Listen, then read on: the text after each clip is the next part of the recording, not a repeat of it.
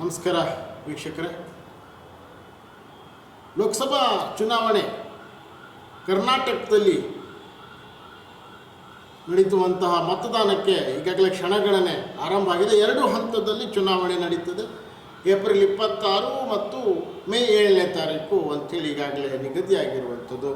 ನಾವು ಇಲ್ಲಿ ಗಮನಿಸಬೇಕಾಗಿರ್ತಕ್ಕಂತಹ ಭಾಳ ಮುಖ್ಯವಾಗಿರುವಂತಹ ವಿಚಾರ ಅಂತಂದರೆ, ಹಿಂದೆಲ್ಲ ನಡೆದಿರುವಂತಹ ಚುನಾವಣೆಗೂ ಈ ಬಾರಿ ನಡೀತಾ ಇರುವಂಥ ಚುನಾವಣೆಗೂ ಏನು ವ್ಯತ್ಯಾಸ ಅಂತಂದರೆ, ಬಾಕಿದೆಲ್ಲ ವಿಚಾರಗಳು ಅದೇ ಥರ ಇದ್ದಾವೆ. ಆದರೆ ಬಹಳ ಮುಖ್ಯವಾಗಿ ಈ ಬಾರಿ ನಾವು ಗಮನಿಸಬೇಕಾಗಿರ್ತಕ್ಕಂಥ ಅಂಶ ಅಂತಂದರೆ, 28 ಲೋಕಸಭಾ ಕ್ಷೇತ್ರಗಳಲ್ಲಿ 23 ಕ್ಷೇತ್ರಗಳಲ್ಲಿ ವಂಶಾವಳಿ ರಾಜಕಾರಣ ಮುಂದುವರೆದಿದೆ.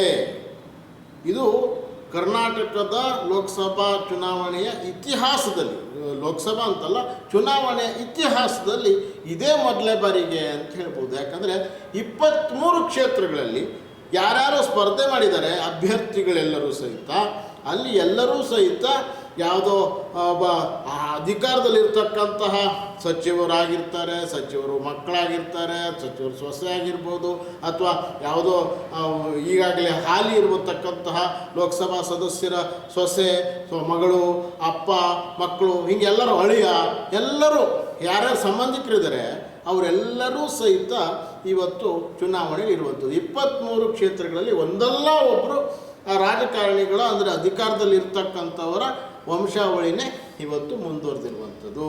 ಬಹಳ ಆಶ್ಚರ್ಯ ಅನಿಸ್ತದೆ. ನಾವು ಹೇಳ್ತೇವೆ ಪ್ರಜಾಪ್ರಭುತ್ವ ಅಂಥೇಳಿ, ಆದರೆ ಇದು ಪ್ರಜಾಪ್ರಭುತ್ವನ ಅಥವಾ ರಾಜಪ್ರಭುತ್ವನ? ಯಾಕಂದರೆ ಮಹಾರಾಜರ ಆಳ್ವಿಕೆಯಲ್ಲೆಲ್ಲ ಹಾಗೇನೆ, ಮಹಾರಾಜರಾಗ್ತಾರೆ, ಆನಂತರ ಯುವರಾಜರು ಬರ್ತಾರೆ, ಯುವರಾಜರು ಅವರ ಮಕ್ಕಳು, ಹಾಗೆ ಮುಂದುವರ್ಕೊಂಡು ಹೋಗ್ತದೆ ಅವರ ರಾಜರ ವಂಶಾವಳಿ.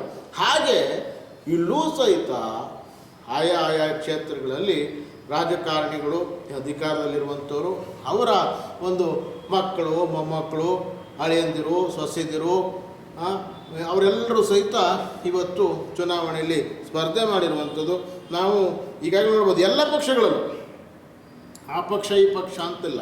ಈ ಸತಿ ಇನ್ನೊಂದು ವಿಚಾರವನ್ನು ನಾವು ಇಂಟ್ರೆಸ್ಟಿಂಗ್ ಆಗಿರ್ತಕ್ಕಂಥ ವಿಚಾರವನ್ನು ಗಮನಿಸಬೇಕಾಗ್ತದೆ. ಪ್ರತಿ ಸಲ ಕೂಡ ಒಂದೊಂದು ಪಕ್ಷ ಇನ್ನೊಂದು ಪಕ್ಷವನ್ನು ಕಾಲೆಳಿಬೇಕಾದ್ರೆ ಅಥವಾ ಆರೋಪಗಳನ್ನು ಮಾಡಬೇಕಾದ್ರೆ, ಅವ್ರದ್ದು ಅಪ್ಪ ಮಕ್ಕಳ ಪಕ್ಷ ಅಂತಿದ್ರು, ಅವರು ಎಲ್ಲರೂ ಕೂಡ ಕುಟುಂಬಸ್ಥ ರಾಜಕಾರಣ ಮಾಡ್ತಾರೆ ಅಂತ ಹೇಳ್ತಿದ್ರು. ಈಗ ಒಬ್ಬೊಬ್ರಿಗೆ ಆರೋಪಗಳನ್ನು ಮಾಡ್ತಾಯಿದ್ರು.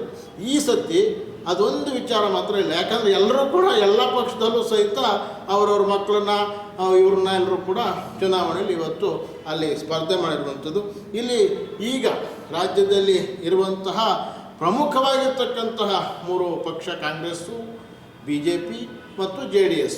ಈಗಾಗಲೇ BJP ಮತ್ತು JDSಗಳು ಅಲಯನ್ಸು ಮಾಡಿಕೊಂಡಿದ್ದಾವೆ.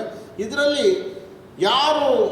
ಯಾವ ಪಕ್ಷ ಹೆಚ್ಚು ವಂಶಾವಳಿಗೆ ಒಂದು ಅವಕಾಶವನ್ನು ಮಾಡಿಕೊಟ್ಟಿದೆ ಅಂತ ನೋಡಿದ್ರೆ, ಆಬ್ವಿಯಸ್ಲಿ ಕರ್ನಾಟಕದಲ್ಲಿ ಅಧಿಕಾರದಲ್ಲಿರುವಂತಹ ನಮ್ಮ ಕಾಂಗ್ರೆಸ್ ಸರ್ಕಾರ ಇವತ್ತು, ಕಾಂಗ್ರೆಸ್ ಪಕ್ಷ ಇವತ್ತು ಅತಿ ಹೆಚ್ಚು ಅವರ ಸಚಿವರುಗಳ ಮಕ್ಕಳನ್ನು, ಅಥವಾ ಹಾಲಿ MLA ಆಗಿರ್ತಕ್ಕಂಥವ್ರನ್ನು, ಅಥವಾ ಹಿಂದೆ ಏನು ಲೋಕಸಭಾ ಸದಸ್ಯರಾಗಿದ್ದಂಥವ್ರು, ಅವರನ್ನೇ ಇಲ್ಲಿ ಕಣದಲ್ಲಿ ಇಳಿಸಿರುವಂಥದ್ದನ್ನು ನಾವು ಈಗಾಗಲೇ ನೋಡ್ಬೋದು. ಈಗ ನಾವು ಇದೇ ವಿಚಾರವಾಗಿ ನೋಡೋದಾದರೆ, ಒಟ್ಟು 15 ಕ್ಷೇತ್ರಗಳಲ್ಲಿ ಕಾಂಗ್ರೆಸ್ಸು ಒಟ್ಟು 15 ಕ್ಷೇತ್ರಗಳಲ್ಲಿ ಆಯಾ ಒಂದು ವಂಶಾವಳಿ ಅವರೇನಿದ್ದಾರೆ ಆ ವಂಶ ಪಾರಂಪರ್ಯ ರಾಜಕಾರಣವನ್ನು ಇವತ್ತು ಮುಂದುವರಿಸಿರುವಂಥದ್ದು. ಬೆಂಗಳೂರು ಗ್ರಾಮಾಂತರ, ಇದು ಇಡೀ ರಾಜ್ಯದಲ್ಲಿ, ದೇಶದಲ್ಲೇ ಒಂದು ಲೆಕ್ಕದಲ್ಲಿ ಗಮನ ಸೆಳೆದಿರ್ತಕ್ಕಂಥ ಕ್ಷೇತ್ರ ಬೆಂಗಳೂರು ಗ್ರಾಮಾಂತರ.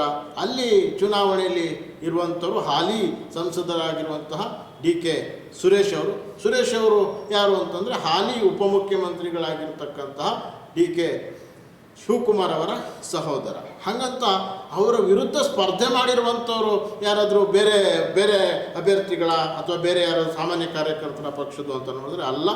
ಅವರು ಕೂಡ ಎಲ್ಲರಿಗೂ ಗೊತ್ತಿರುವಂಥ ವಿಚಾರ, ದೇವೇಗೌಡರು ಅಳಿಯ, ಕುಮಾರಸ್ವಾಮಿಯವರ ಭಾವ, ಡಾಕ್ಟರ್ ಮಂಜುನಾಥ್ ಅವರು.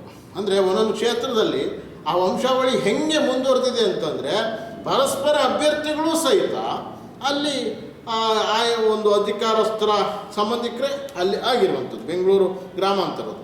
ಇನ್ನು ಬೆಂಗಳೂರು ದಕ್ಷಿಣದಲ್ಲಿ ನಾವು ನೋಡೋದಾದರೆ ಇಲ್ಲಿ ಹಾಲಿ ಸಂಸದರಾಗಿರ್ತಕ್ಕಂಥವ್ರು ತೇಜಸ್ವಿ ಸೂರ್ಯ ಅವರು. ತೇಜಸ್ವಿ ಸೂರ್ಯ ಅವರಿಗೆ ಟಿಕೆಟು ಹಿಂದೆ ಹೆಂಗೆ ಸಿಕ್ತು ಅಂತಂದರೆ ಅವರು ರವಿ ಸುಬ್ರಹ್ಮಣ್ಯ ಅವರ ಬಸವನಗುಡಿ ಶಾಸಕರಾಗಿರುವಂತಹ ರವಿ ಸುಬ್ರಹ್ಮಣ್ಯ ಅವರ ಸಂಬಂಧಿ ಅನ್ನುವ ಕಾರಣಕ್ಕೋಸ್ಕರವಾಗಿ ಅವರು ಕಳೆದ ಒಂದು ಚುನಾವಣೆಯಲ್ಲಿ ಟಿಕೆಟನ್ನು ಪಡೆಯೋದಕ್ಕೆ ಸಾಧ್ಯ ಆಗಿತ್ತು, ಗೆದ್ದು ಬಂದರು. ಈಗ ಅವರೇ ಮತ್ತೆ ಚುನಾವಣೆಯಲ್ಲಿರುವುದರಿಂದ ಅದು ಒಂದು ರೀತಿ ಸಂಬಂಧಿಕರಿಗೆ ಟಿಕೆಟ್ ಕೊಟ್ಟಿರುವಂಥದ್ದು. ಭಾಳ ಗಮನ ಸೆಳೆದಿರ್ತಕ್ಕಂಥದ್ದು ಸಾರಿಗೆ ಸಚಿವರಾಗಿರ್ತಕ್ಕಂತಹ ರಾಮಲಿಂಗಾರೆಡ್ಡಿಯವರ ಪುತ್ರಿ ಇಲ್ಲಿ ತೇಜಸ್ವಿ ಸೂರ್ಯ ಅವರ ಎದುರುಗಡೆ ಸ್ಪರ್ಧೆ ಮಾಡಿರುವಂಥದ್ದು. ಅದು ಕ್ಷೇತ್ರ ಕೂಡ ಅಲ್ಲಿ ಯಾವ ರೀತಿಯಾಗಿದೆ ಅಂತಂದರೆ ಪರಸ್ಪರ ಸಂಬಂಧಿಕರ ನಡುವೆ ಅಂದರೆ ಬೇರೆ ಬೇರೆ ಅಧಿಕಾರದಲ್ಲಿರ್ತಕ್ಕಂತಹ ಏನಿದ್ದಾರೆ ಅವರ ಸಂಬಂಧಿಗಳು ಏನಿದ್ದಾರೆ ಅವ್ರ ನಡುವೆ ಅಲ್ಲಿ ಒಂದು ರೀತಿ ಫೈಟು ನಡೀತಾ ಇರ್ತಕ್ಕಂಥದ್ದು. ಇನ್ನು ಬೆಂಗಳೂರು ಸೆಂಟ್ರಲಲ್ಲೂ ಸಹಿತ ಬೆಂಗಳೂರು ಮನ್ಸೂರ್ ಅಲಿ ಖಾನ್ ಅವರು ನಮಗೆ ಗೊತ್ತಿರುವಂಥದ್ದು ರೆಹಮಾನ್ ಖಾನ್ ಅವರ ಪುತ್ರ ಆಗಿದ್ದಂಥವ್ರು, ಅವರಿಗೆ ಅಲ್ಲಿ ಕಾಂಗ್ರೆಸ್ಸು ಟಿಕೆಟನ್ನು ಕೊಟ್ಟಿರುವಂಥದ್ದು.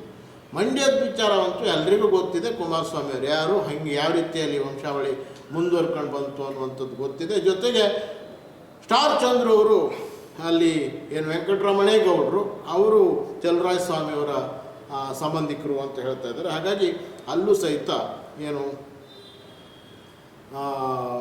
ವಂಶಾವಳಿ ಮುಂದುವರೆದಿದೆ ಅಂತೇಳಿ. ಹಾಸನ ಎಲ್ಲರಿಗೂ ಗೊತ್ತಿರುವಂಥದ್ದು ಪ್ರಜ್ವಲ್ ರೇವಣ್ಣ ಯಾರು ಅಂಥೇಳಿ, ಹಾಗಾಗಿ ಅಲ್ಲೂ ಕೂಡ ವಂಶಾವಳಿ ಮುಂದುವರೆದಿರುವಂಥದ್ದು. ಬೆಳಗಾವಿ ವಿಚಾರಕ್ಕೆ ಸಂಬಂಧಪಟ್ಟ ಹಾಗೆ ಸಹಿತ ಅಲ್ಲೂ ಕೂಡ ಲಕ್ಷ್ಮೀ ಹೆಬ್ಬಾಳ್ಕರ್ ಅವರ ಪುತ್ರ ಅಲ್ಲಿ ಚುನಾವಣೆಯಲ್ಲಿ ಕಣದಲ್ಲಿರುವಂಥದ್ದು. ಈ ಕಡೆ ಜಗದೀಶ್ ಶೆಟ್ಟರ್ ಅವರು ಚುನಾವಣೆ ಕಣದಲ್ಲಿದ್ದಾರೆ, ಅಲ್ಲೂ ಸಹಿತ ಮುಂದುವರೆದಿರ್ತಕ್ಕಂಥದ್ದು. ಬಾಗಲಕೋಟೆ, ದಾವಣಗೆರೆ, ಬೀದರು, ಚಿಕ್ಕೋಡಿ, ಕಲಬುರಗಿ, ಶಿವಮೊಗ್ಗ, ಕೊಪ್ಪಳ, ಚಾಮರಾಜನಗರ, ಚಿಕ್ಕಬಳ್ಳಾಪುರ ಎಲ್ಲ ಕ್ಷೇತ್ರಗಳಲ್ಲೂ ಸಹಿತ ಕಾಂಗ್ರೆಸ್ ನಾನು ಹೇಳ್ತಾ ಇರೋದು 15 ಕ್ಷೇತ್ರಗಳಲ್ಲಿ ಆಯಾ ಕುಟುಂಬದ ಸದಸ್ಯರಿಗೆ ಅಲ್ಲಿ ಟಿಕೆಟನ್ನು ಕೊಟ್ಟಿರುವಂಥದ್ದು ನಾವು ಈಗಾಗಲೇ ಹೇಳಿದ್ವಿ. ಶ್ರೇಯಸ್ ಪಟೇಲು ಹಾಸನದಲ್ಲಿ, ಮೃಣಾಲ್ ಹೆಬ್ಬಾಳ್ಕರ್ ಈಗಾಗಲೇ ಹೇಳಿದ್ವಿ ಬೆಳಗಾವಿಯಲ್ಲಿ, ಸಂಯುಕ್ತ ಶಿವಾನಂದ ಪಾಟೀಲ್ರವರ ಪುತ್ರಿ ಅಲ್ಲಿ ಕಣದಲ್ಲಿರ್ತಕ್ಕಂಥದ್ದು. ಸಾಗರ್ ಖಂಡ್ರೆ ಅವರು ಬೀದರಲ್ಲಿ ಭಗವಂತ ಖೂಬಾ ಅವರ ಎದುರು ಸ್ಪರ್ಧೆ ಮಾಡಿರುವಂಥ ಸಾಗರ್ ಖಂಡ್ರೆ ಅವರು ಈಶ್ವರ್ ಖಂಡ್ರೆ ಅವರ ಪುತ್ರ. ಇನ್ನು ಪ್ರಭಾ ಮಲ್ಲಿಕಾರ್ಜುನ, ಪ್ರಿಯಾಂಕಾ ಜಾರಕಿಹೊಳಿಯವರ ಪುತ್ರಿ ಚಿಕ್ಕೋಡಿಯಲ್ಲಿ ಭಾಳ ದೊಡ್ಡ ತುರುಸಿನ ಸ್ಪರ್ಧೆ ಏರ್ಪಟ್ಟಿದೆ. ಆಮೇಲೆ ರಾಧಾಕೃಷ್ಣ, ನಮ್ಮ ಖರ್ಗೆ ಅವರ ಅಳಿಯ ರಾಧಾಕೃಷ್ಣ ಅವರು ಕಣದಲ್ಲಿದ್ದಾರೆ. ಗೀತಾ ಶಿವರಾಜ್ಕುಮಾರ್ ಅವರು ಅಂತೂ ಎಲ್ಲರಿಗೂ ಗೊತ್ತಿದೆ, ಅವರು ಯಾರು ಬಂಗಾರಪ್ಪನವರ ಪುತ್ರಿಯಾಗಿರುವಂಥವರು, ಮಧು ಬಂಗಾರಪ್ಪನ ಸಹೋದರಿಯಾಗಿರುವಂಥವರು. ಹಾಗಾಗಿ ಅಲ್ಲಿ ಕೂಡ ವಂಶಾವಳಿ ಮುಂದುವರೆದಿದೆ ಅಂತ ಹೇಳೋದು. ರಾಜಶೇಖರ್ ಹಿಟ್ನಾಳು, ಸುನಿಲ್ ಬೋಸು, ಇಲ್ಲಿ ಚಾಮರಾಜನಗರದ ಸುನಿಲ್ ಬೋಸು ಕೂಡ ನಮ್ಮ ಮಹಾದೇವಪ್ಪನವರ ಪುತ್ರ ಆಗಿರುವಂಥದ್ದು. ರಕ್ಷಾರಾಮಯ್ಯ ಅವರು MS ರಾಮಯ್ಯ ಅವರ ಮೊಮ್ಮಗ ಅನ್ನೋದಕ್ಕಿಂತ ಅವರ ತಂದೆ ಕೂಡ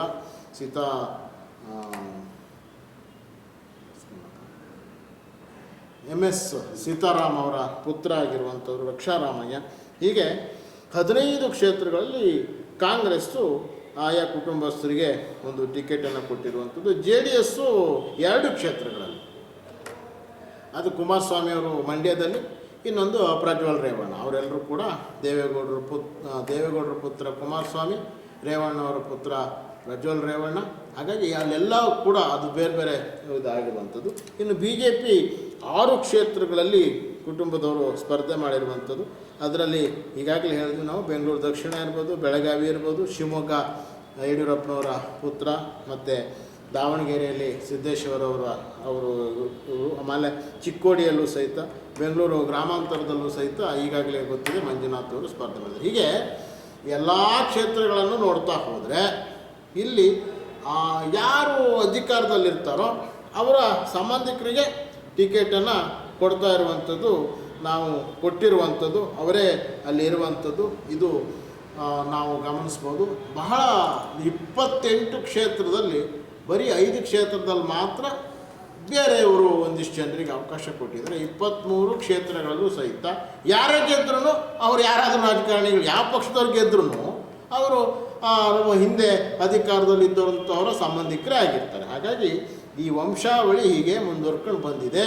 ಇದು ಮುಂದಿನ ದಿನಮಾನಗಳಲ್ಲಿ ಯಾವ ರೀತಿ ಒಂದು ಪರಿಣಾಮವನ್ನು ಬೀರ್ತದೆ ಗೊತ್ತಿಲ್ಲ.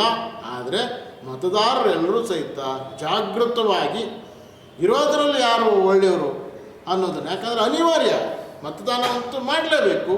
ಆದರೆ ಯಾರೋ ಸಂಬಂಧಿಕರಿಗೆ ನಾವು ಚುನಾವಣೆಯಲ್ಲಿ ಮತದಾನ ಮಾಡಲೇಬೇಕಾಗಿರ್ತಕ್ಕಂಥ ಅನಿವಾರ್ಯತೆಯಲ್ಲಿ ಕರ್ನಾಟಕದ ಮತದಾರರಿದ್ದಾರೆ. 23 ಕ್ಷೇತ್ರಗಳಲ್ಲಿ ಬೇರೆ ಬೇರೆ ಒಂದು ಆಯಾಮಗಳಲ್ಲಿ ಆಯಾ ಸಂಬಂಧಿಕರು ಇವತ್ತು ಚುನಾವಣಾ ಕಣದಲ್ಲಿದ್ದಾರೆ. ಹಾಗಾಗಿ ನಾವು ಎಲ್ಲರೂ ಸಹಿತ ಅತ್ಯಂತ ಜಾಗೃತರಾಗಿ ಒಂದು ಯಾವುದೇ ಪ್ರಲೋಭನೆಗಳಿಗೆ, ಯಾವುದೇ ಒಂದು ಆಮಿಷಗಳಿಗೆ ಒಳಗಾಗದೇನೆ, ಚುನಾವಣಾ ಕಣ ಅಂದ್ರೇ ಹಾಗೆ ಅಲ್ಲಿ ಕುರುಡು ಕಾಂಚಾಣ ಕುಣಿತಾ ಇರ್ತದೆ, ಬೇರೆ ಬೇರೆ ವಸ್ತುಗಳ ಆಫರ್ಗಳಿರ್ತವೆ.